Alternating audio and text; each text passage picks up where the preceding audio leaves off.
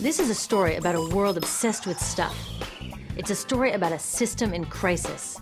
We're trashing the planet, we're trashing each other, and we're not even having fun.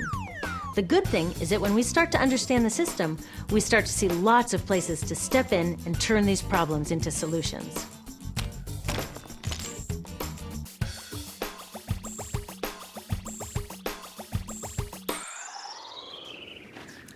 The other day, I couldn't find my computer charger.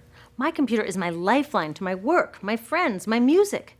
So I looked everywhere, even in that drawer where this lives. I know you have one too, a tangle of old chargers, the sad remains of electronics past. How did I end up with so many of these things? It's not like I'm always after the latest gadget. My old devices broke or became so obsolete I couldn't use them anymore. And not one of these old chargers fits my computer. Ugh!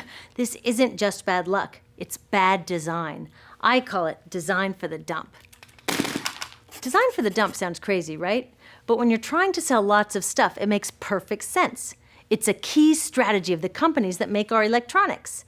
In fact, it's a key part of our whole unsustainable materials economy. Design for the dump means making stuff to be thrown away quickly. Today's electronics are hard to upgrade, easy to break, and impractical to repair.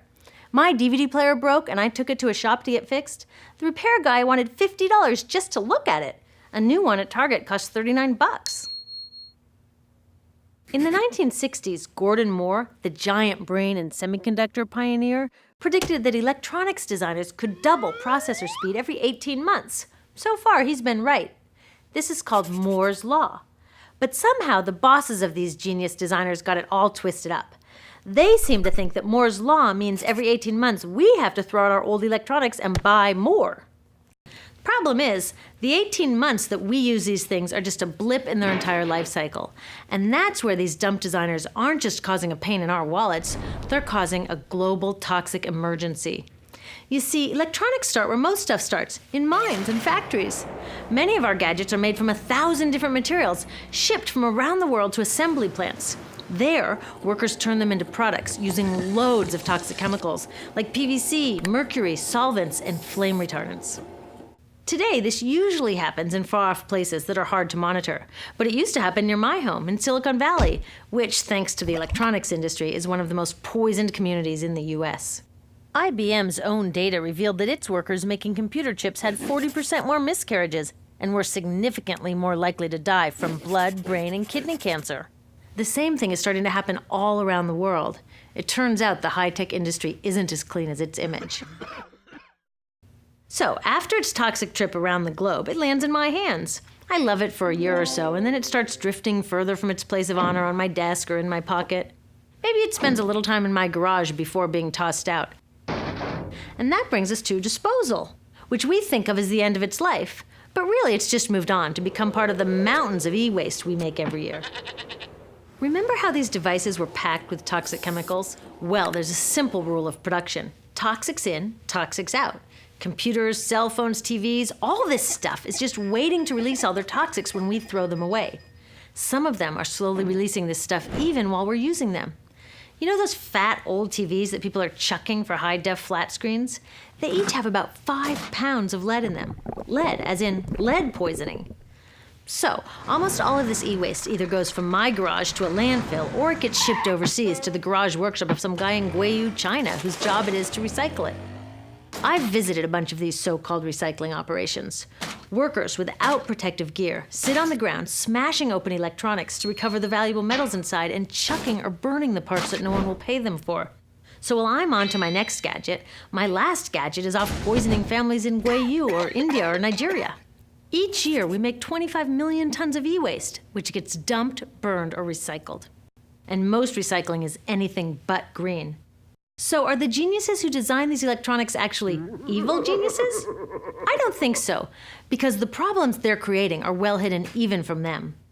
You see, the companies they work for keep these human and environmental costs out of sight and off their accounting books. It's all about externalizing the true costs of production.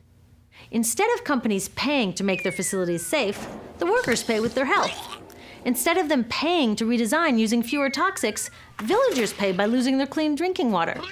Externalizing costs allow companies to keep designing for the dump. They get the profits and everyone else pays. When we go along with it, it's like we're looking at this toxic mess and saying to companies, you made it, but we'll deal with it. I've got a better idea. How about you made it, you deal with it? Doesn't that make more sense? Imagine that instead of all this toxic e-waste piling up in our garages or in the streets of Guayu, we sent it to the garages of the CEOs who made it. You can bet that they'd be on the phone to their designers pretty fast demanding they stop designing for the dump. Making companies deal with their e-waste is called extended producer responsibility, or product take-back. If all these old gadgets were their problem, it would be cheaper for them to just design them longer lasting, less toxic, and more recyclable in the first place. They could even make them modular so that when one part broke, they could just send us a new piece instead of taking back the whole broken mess. Already, take-back laws are popping up all over Europe and Asia. In the US, many cities and states are passing similar laws. These laws need to be protected and strengthened. It's time to get these brainiacs on our side. With take-back laws and citizen action to demand greener products, we can start a race to the top where designers compete to make long-lasting, toxic-free products. So let's have a green Moore's Law. How about the use of toxic chemicals will be cut in half every 18 months? The number of workers poisoned will decline at an even faster rate. We need to give these designers a challenge they can rise to and do what they do best: innovate. Already, some of them are realizing they're too smart to be dump designers and are figuring out how to make computers without PVC or toxic flame retardants. Good job, guys. But we can do even more. When we take our e-waste to recyclers, we can make sure they don't export it to developing countries. And when we do need to buy new gadgets, we can choose greener products. But the truth is, we are never going to just shop our way out of this problem, because the choices available to us at the store are limited by the choices of designers and policymakers outside of the store. That's why we need to join with others to demand stronger laws on toxic chemicals and on banning e-waste exports. There are billions of people out there who want access to the incredible web of information and entertainment that electronics offer. But it's the access they want, not all the toxic garbage. So let's get our brains working on sending that old design for the dump mentality to the dump where it belongs, and instead building an electronics industry and a global society that's designed to last.